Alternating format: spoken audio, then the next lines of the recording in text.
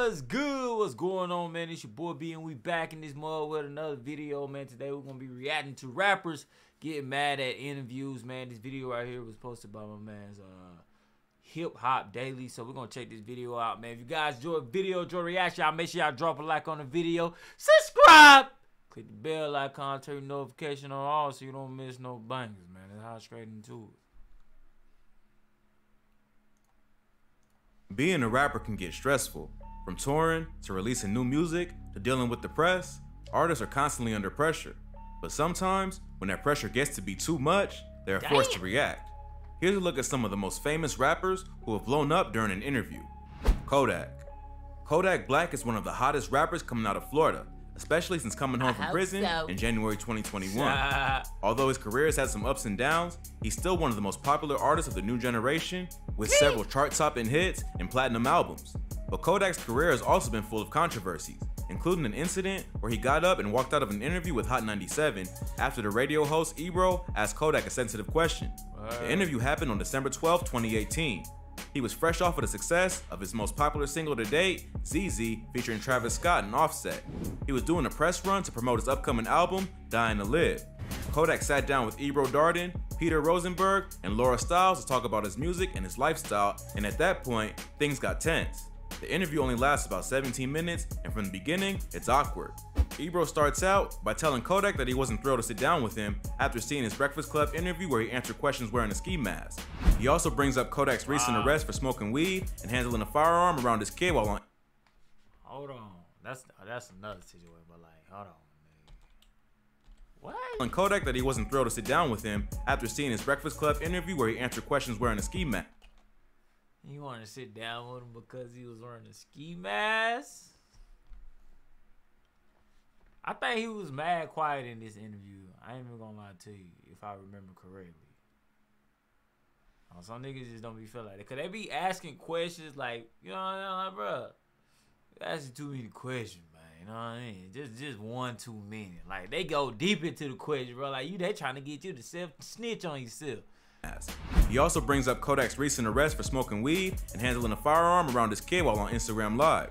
Kodak keeps it light and doesn't get too heated right off the bat, although he keeps his answers short and you can tell he isn't exactly comfortable with the interview.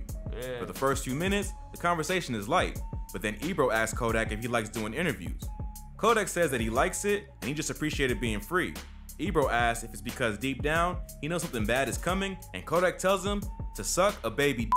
So this is your first time going around doing interviews. How do you feel about it? You having fun? It's great. I like it. Yeah. You having fun? What do you like the most about it?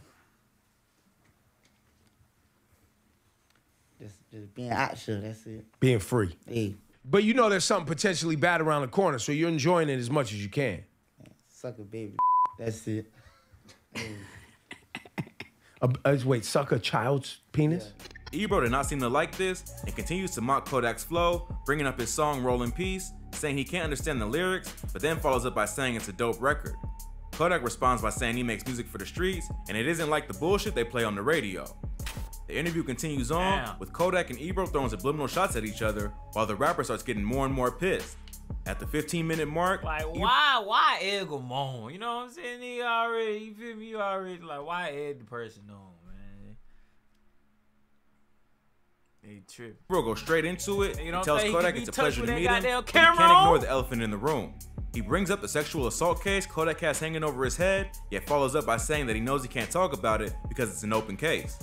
Looking at all your cases and everything you've been through, and I know the recent one right now is very sensitive, and with respect to, you know, everybody involved in that case, you know, we can't get into details today. But, you know, we take sexual assault here serious. He doesn't exactly ask Kodak a question. He just lets him know that they take sexual assault very seriously, and he wants him to come back to talk about it after the trial is over. Kodak was accused of sexual assault back in 2016 after he performed at a club called Treasure City in Florence, South Carolina. A female concert goer said she went with Kodak back to his hotel room when he allegedly attacked and sexually assaulted her. The girl was still in high school and later reported the attack to a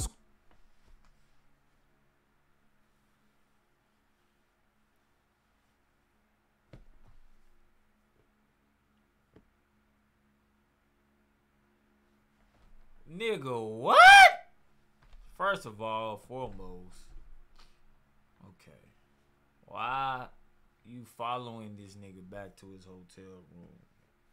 Like, you going to a hotel, like, what do you think was about to happen? Like, you got to make that make sense. You know what I'm saying? Let's think about that. You know what I'm saying? Like, come on, huh? What are we talking about? I don't know the details, but like a female, you should know. Like, okay, we're going to the hotel. Like, woo, woo, you know what I'm saying? Like, it's a rapper, man. Nigga, the Kodak. School nurse. After Kodak was arrested later that year for armed robbery and false imprisonment, the warrant from the sexual assault charge in South Carolina was discovered by authorities, and Kodak has been fighting the case ever since. Despite being pardoned by Donald Trump in January 2021 for an unrelated weapons charge, Kodak will still have to go to trial for the sexual assault case. If convicted, he faces up to 30 years in jail. So it's understandable why Kodak in January 2021 for an unrelated weapons charge, Kodak will still have to go to trial for the sexual assault case. If convicted, he faces up to 30 years in jail. So it's understandable why Kodak got upset that Ebro brought it up. Sexual assault is a serious crime, and if Kodak did what he's accused of doing, he deserves to be punished. But at the time of the interview, it was still an open case, and Ebro should have known better than to mention something that sensitive. Riverside. Yeah, that's fucked up. I ain't gonna lie. He was just egging him on, man. I don't know, bro. That's crazy to me. They do be pushing it in them interviews. I ain't even gonna lie, man. Kodak says in open case, Trying to get that Ebro content. should have known better than to mention something that sensitive. Anything that Kodak says in public could be used against him in court. Yeah. And being a veteran of the media, Ebro should know that. He even goes as far as saying that he knows Kodak can't talk about it in public, which means he probably already knew how Kodak was going to react.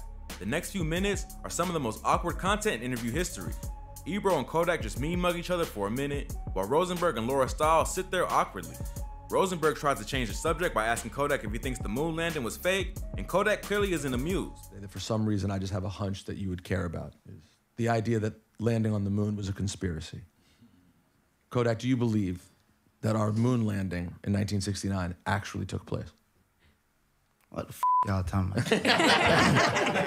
Ebro continues asking Kodak if he's mad that he brought up the case. Kodak responds by telling him that he feels like the media is just entertained by real life situations he's going through. He tells him to change the subject or he's gonna walk out. You seem upset that I brought it up.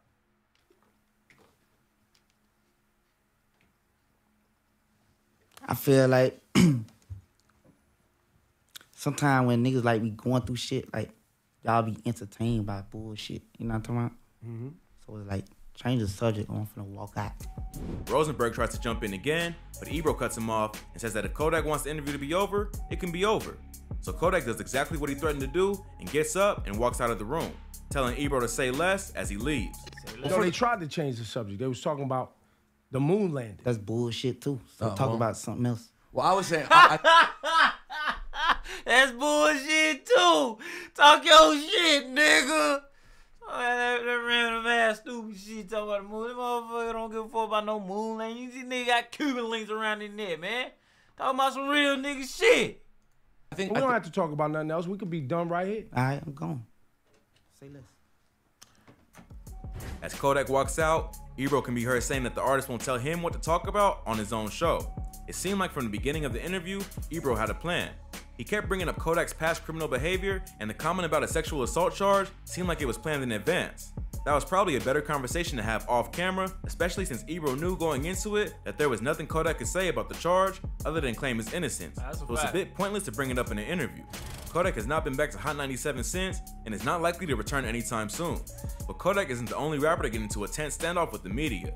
This next artist walked out of an interview when asked about a past beef and even accused a popular radio host of trying to hook up with him in the past. Gucci. Gucci Mane is a hip-hop legend and one of the most influential rappers in modern rap. He's credited with being one of the early creators of trap music and as I thought that Hot 97 was ran by like the Funk Flex nigga though. I ain't even gonna lie to you. I thought he the one did like the interviews. Nah, that was my first time seeing those people. I ain't even gonna lie. influenced an entire generation of rappers who are currently some of the hottest in the game. Gucci has a pretty wild career full of ups and downs that included beating a murder charge for killing someone sent to kill him, serving 3 years in prison for gun charges, and even being accused of throwing a girl out of a moving vehicle. The first time Gucci got pressed was during an interview with a radio host who asked him about his beef with Waka Flocka Flame. This was back in 2010, way before Gucci went to jail and decided to turn his life around. He stopped by a radio station in Richmond, Virginia called iPower 92.1 to give an interview, and things got awkward. In the beginning of the interview, Gucci seems to be in good spirits, chatting about the features he has on his upcoming album. He then starts taking phone calls from fans, and everything seems chill. But in the next segment, the DJ takes a break to play some ads, and while they're off camera, he asks Gucci about his ongoing beef with Waka Flocka. Gucci's whole demeanor changes the next time he's back on camera, and after a few seconds, he gets up and just walks out. The DJ can be heard asking his staff what the hell just happened, but Gucci doesn't seem to care. I need to see him by a certain time. What the hell do that then? We're about to go back on the air right now. Dog, what the hell? What the hell was that? This was right at the beginning of the beef between the rapper and Waka Flocka Flame, so it was still a sore subject for Guwap. At the time, no one knew why the artists were beefing, but earlier that same year, I ain't gonna lie, him, Waka Flocka, the whole 1017 wins, dog. No, Waka Flocka, Gucci Man, Gucci, and my nigga Slim. Don't cap, kid, oh shit, bitch, oh shit. Hey, look, nah, man, RP Slim, though, man. That nigga tough. I ain't even gonna lie to you. I rock with Slim, man. That nigga tough, bro. That nigga tough, man. Oh shit, he's got oh shit.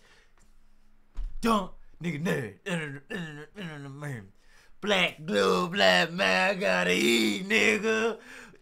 Body bag, I gotta eat, nigga. Gave a radio interview with DJ Drama where he revealed that he and Gucci weren't on speaking terms. During the ad break, the DJ told the Zone 6 rapper that his next question was going to be about Waka. Gucci clearly didn't want to talk about the subject, which is why he walked out.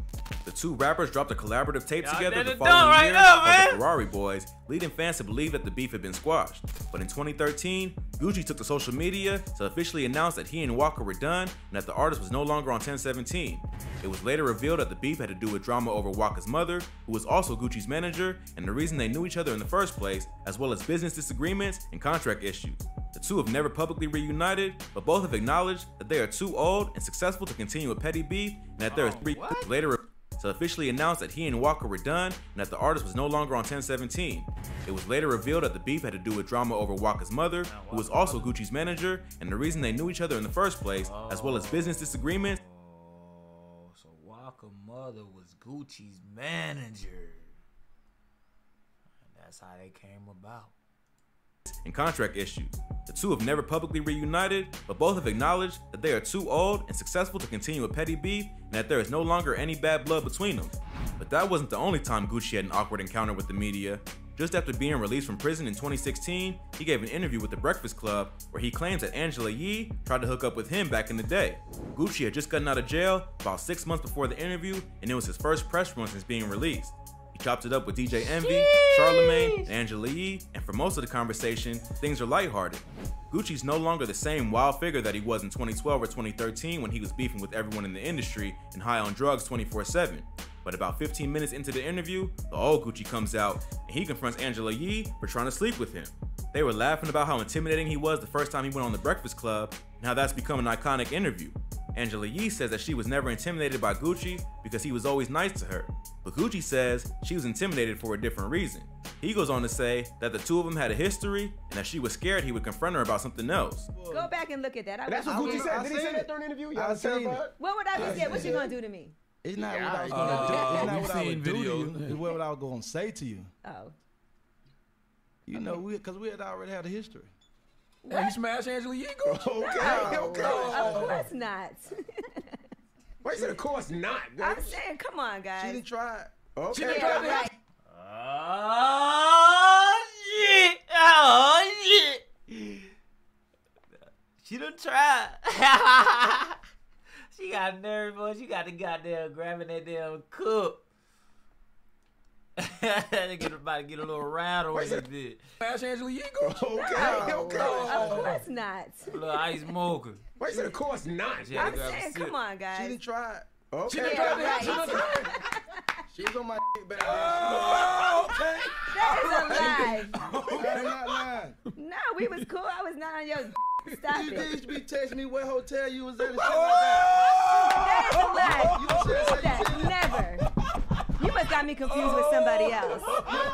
Both deny that they ever actually hooked up, but Gucci claims that Angela tried to find out what hotel he was staying at one time he was in New York. Angela says that he's lying, and Gucci looks her dead in the eye and says, "I'm not lying." That's the moment you can see the old That Gucci nigga come. Gucci ain't lying, man. Oh, nah. I'm believing Gucci on this one. What y'all think? I'm believing out, Gucci on and the this look one. in his eye is dead serious. Angela backtracks and admits that they were cool, but she never tried to get with him. Gucci refuses to back down, and Angela continues to deny the rumor. Gucci starts getting very specific and says that it was after an interview in New York with Melissa Ford. Angela still claims he's confusing her for someone else, but Gucci says he doesn't know who else it could be. After that, they move on to different subjects, and the interview ends without any more wild moments. After the clip went viral, fans later uncovered the interview that Gucci was referencing. It was an interview on Angela's program, Lip Service, from 2010, where she is clearly flirting with Gucci. The conversation gets pretty sexual, and at one She look mad different a little. You know what I mean? She look different. Or am I tweaking, nigga? I guess she had that beanie on her head. Different angle, though. I don't know. She don't look the same. At one point, Angela even says that Gucci must have a big Oh my God. He must really have a big because he always says that. There's no proof that she tried to hit him up after they chatted, but many said the video is proof that Gucci wasn't lying. Then, in 2019, Gucci posted a clip of him confronting Angela Yee to his Instagram and claimed that the exchange had gotten him banned from going on The Breakfast Club ever again. Angela Yee defended herself by saying that she did not ban Gucci from the show, but he requested to come sit down for another interview. She told him that if he wanted to come back, he would have to apologize in public. He didn't want to do that, so they didn't book another interview. Wow. That right there goes to show you, because if it wasn't true, she wouldn't even be feeling no type of way about it. That goes to show you, right? Not long after, Gucci did a private interview with just Charlamagne, showed me where he this. says that Angela Yee blew the whole thing out of proportion. But don't never try to act like you didn't do it. You did. You did. She said she feel like you disrespected her. She disrespected herself. She disrespected herself. That's what she did. She just made a big deal out of something that wasn't even a big deal. He says that trying to hook up with him wasn't a big deal, and she should have just admitted to it instead of getting so sensitive. He goes on to call Yee a punk-ass bitch, and even throws DJ Envy under the bus, calling him a pussy for backing up Yee's decision to ban him without having a conversation directly with him first. For the record, he's not banned. I don't even know where that came from. It came from that punk-ass bitch, man. And DJ Envy. He's a pussy, too. Envy did it, too? Envy's pussy, man. Pussy. He was scared. Wasn't even scared to come. The old Gucci comes Here out to once come. again, and at the end of the interview, saying that if he sees Envy again and the energy Slap isn't the right, shit out of him. he's gonna slap the shit out of him. Yeah. So I'm gonna confront him about what him and Angela did, and if he come at me wrong, I'm gonna slap the shit out of him. Charlamagne just sits there, looking pretty uncomfortable. Gucci is pretty openly disrespecting both of his radio co-hosts and claiming to slap one of them the next time he sees him. But if there is one artist in the industry you don't want to step to, it's Gucci Mane, even if he is a changed man. DJ Envy later took to Instagram to claim that Charlamagne had played him the interview before releasing it, and he knew that this was coming. He said that it wasn't the first time that he'd been threatened by an artist, and it probably wouldn't be the last. He didn't try to get Gucci banned, but he did say that he wasn't interested in doing an interview if his co-host wasn't comfortable. He was simply riding for the team, and Angela had every right to defend herself from Gucci's comments. Dang. So she felt uncomfortable.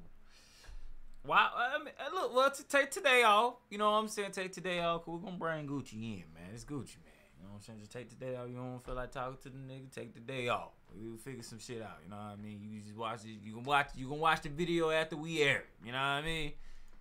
Since then, Gucci has not appeared on The missed Breakfast out on Club. the bag. Hopefully, one day they can put the beef behind them and have Mr. Zone 6 back on the show to drop some more gems and create a new viral moment. But after calling one host a punk-ass and threatening to slap the other, it may be a while before Gucci gets invited to do another interview. If you like this video, check out some of our previous videos. man. From rappers who couldn't pay the bill to rappers getting robbed. We cover the most insane stories that you need to hear. Well, that's all for today. If you enjoyed this video, go ahead and give Drop a us like, a thumbs up and let us Drop a like on the vid, man. Y'all drop a like over there on his channel as well, man. Hip Hop Daily. Hit that sub button over there, man. Dope content, man. If y'all want me to check out some more videos over there on his channel, man, I got you. Seems like he got a whole bunch of bangers as he just mentioned. We'll see, man. But appreciate the love, support. Appreciate y'all watching the video with me. Yeah, be sure to check out one of the vids on the screen. It's definitely a banger. I wouldn't miss it if I was you, man. Catch y'all next vid.